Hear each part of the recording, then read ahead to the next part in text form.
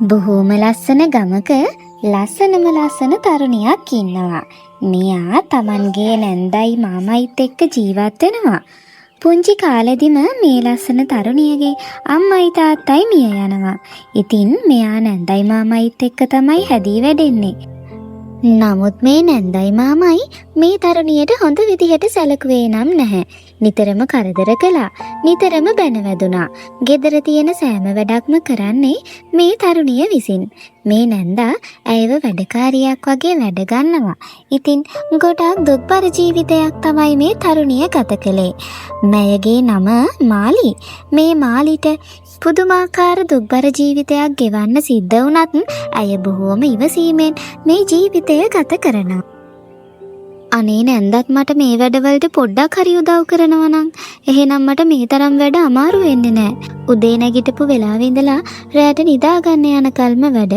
නැන්දට කොච්චර උදව් කරන්න කිව්වත් එයා උදව් කරන්නෙත් නැහනේ.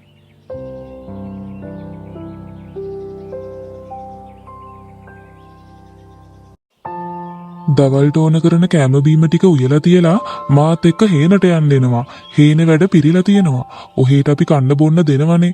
ඒක නිසා ගෙදර වැඩම කර කර ඉන්නේ නැතුව හේන වැඩවලටත් උදව් කරා නම් තමයි හොඳ. මම අද කලින්ම හේනට යනවා. දවල්ට කැම හැමත් උයලා තියලා මගේ කැම ටිකත් අරගෙන හේනට එන්න. හේන වැඩ ගොඩක් තියෙනවා ඔහෙට කරන්න. මගේ තියෙන අවාසනාවට පොඩි කාලෙන්ම අම්මයි තාත්තයි දෙන්නම නැති වුණා. ඒ දෙන්නම ආව නැන්දටයි මාමටයි බාර දුන්නේ නැත්තම් මගේ ජීවිතේ මීට වඩා සතුටින් මට ගත කරන්න තිබුණා. මේගොල්ලෝ මට මොන තරම්නම් කරදර කරනවද? කාලය මෙහෙම කෙවිලා යනවා. හැමදාම මාලිට කරදර විතරයි. මොනතරම් කාලය කෙවිලා ගියත් මාලිට කරන්න තියෙන වැඩවල නම් කිසිම අඩුවක් උනේ නැහැ. ගෙදර දොරේ වැඩ කරමින් හේනෙ පිටියේ වැඩවලටත් උදව් කරමින් මාලිගේ ජීවිතය සුපුරුදු විදිහටම කෙවිලා ගියා. මොනතරම් වැඩ ගොඩක් කළත් මාලිට මේ නැන්දාගෙන් නම් කිසිම ගැලවීමක් තිබුණේ නැහැ. ඇය නිතරම මාලිට බැනවදිමින් හිරිහැර කරමින් බොහෝම ලොකු වැඩ ගනිමින් ඇයට නිතරම කරදර කරනවා. සමහර දවසට මාලිට පහර දෙනවා. මාලි බොහෝම දුකෙන් තමයි ජීවත් වෙන්නේ. දවසක් මාලිට මේ දුක ඉවසා ගන්න බැරි නිසාම ඇය තනියම ඇවිදින්න යන්න පිටත් වුණා. ඇය කැලයට ඇවිදිමින් ගියා. ඇයගේ හිත බොහෝම නිදහස් වුණා. මොකද කැලයේ ලස්සන මල් සත්තු ඉන්න නිසා ඇය ඒ දෙස බලමින් ගමන් කරමින් හිටියා. ඇයට බොහෝම ලොකු නිදහසක් දැනුණා.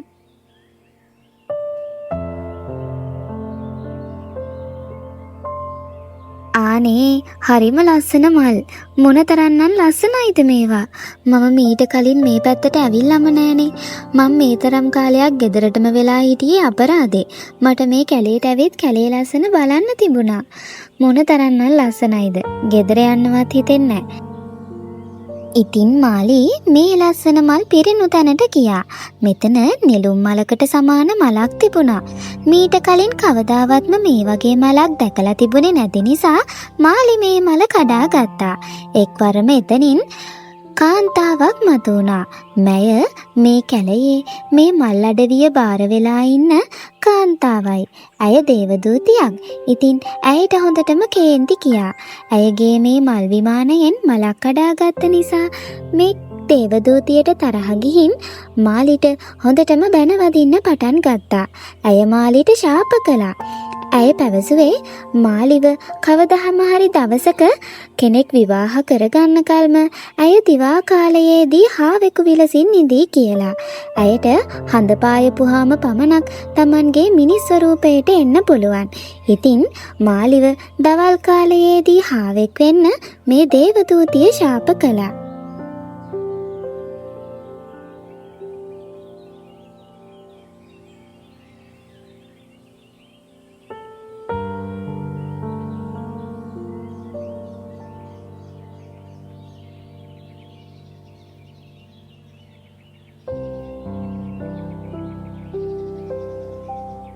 නැන්දලා මාව හොයනවා ඇති.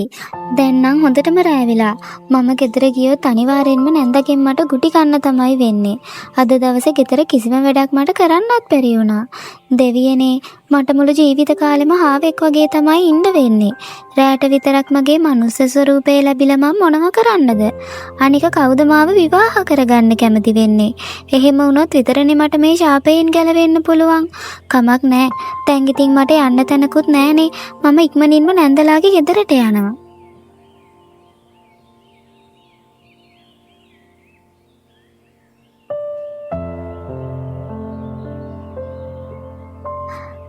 මාලි මේ ගෙදර එනකොට හොඳටම රෑ වෙලයි තිබුණේ. ඉතින් නැන්දයි මාමයි ගොඩක් කේන්තියෙනුයි හිටියේ.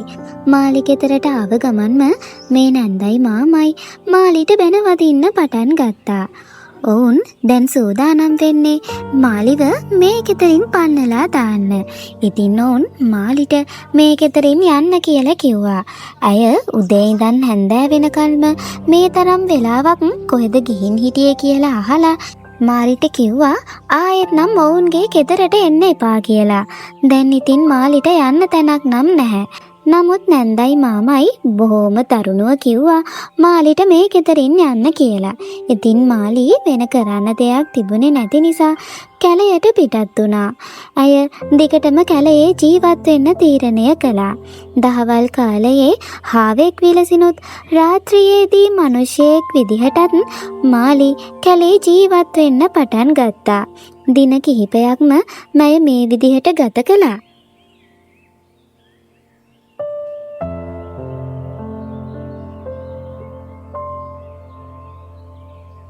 මහා ඇමති, මම ඔයාලට එන්න කියලා කිව්වේ හෙට උදෙන්ම මට කැලේට යන්න ඕන දඩයමේ.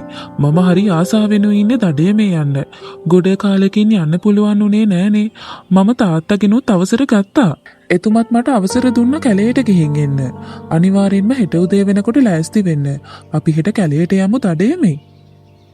එහෙමයි කුමරුනි, මහරජතුමා අවසර දුන්නා නම් අපි අනිවාර්යෙන්ම හෙට උදේම පිටත් වෙමු. මම හෙට දඩයමට යන්න ඕන කරන හැම දෙයක්ම සූදානම් කරලා තියන්නම්කෝ. ඔබතුමා වෙනදට කලින් අවදි වෙන්න. අපි හෙට උදෙන්ම යමු දඩයමේ.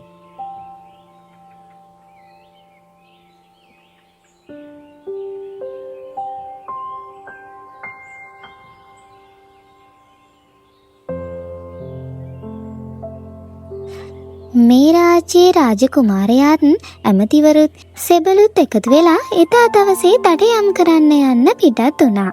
මොකද කුමාරයා දඩයම් කරන්න බොහෝම ප්‍රියයි. ඉතින් දඩයම් කරන්න යන අතරතුරේදී කුමාරයාටත් මේ බොහෝම අලංකාර මල් උයන දැක ගන්න පුළුවන් වුණා. ඒ වගේම එතන හිටපු හාවත් ඔහුට දැක ගන්න පුළුවන් වුණා. ඉතින් කුමාරයා ඉක්මනින්ම මේ හාවාව මරන්න උත්සාහ කළා. නමුත් ඊට කලින් මේ හාවා තමන්ට සිදුවුණු සෑම දෙයක්ම මේ කුමාරයාට විස්තර කළා. තමන් ඇත්තටම හාවෙක් නොවන බවත්, තමන් ශාපයට හසු වෙලා හාවෙක් වෙලා ඉන්න බවත් මේ හාවා රජතුමාට පැහැදිලි කරලා දුන්නා. රජතුමාට මේක විශ්වාස කරගන්න නම් පුළුවන් වුණේ නැහැ. ඉතින් මහරජතුමා රෑ වෙනකල්ම මාලිගේ මේ කතාව ඇත්තද කියලා බලන්න මෙතනට වෙලා හිටියා. මොකද රාත්‍රිය වෙනකොට මාලිට ඇයගේ සැබෑ ස්වරූපයට එන්න පුළුවන් නිසා.